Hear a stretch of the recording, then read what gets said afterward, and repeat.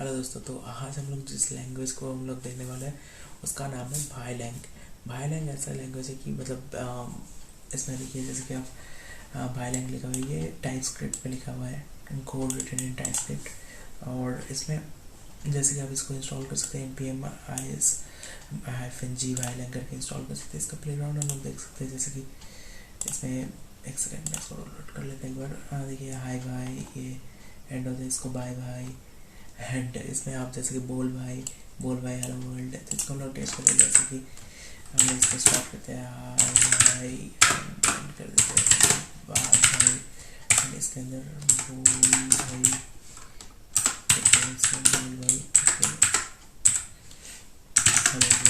Hello world कर लेते हैं। चलिए इसको रन करते हैं, क्या हुआ इंटेक्स अच्छा सेमीकोलन ले लगा, तो इसमें रन करते हैं। देखिए हेलो वर्ल्ड आ गया।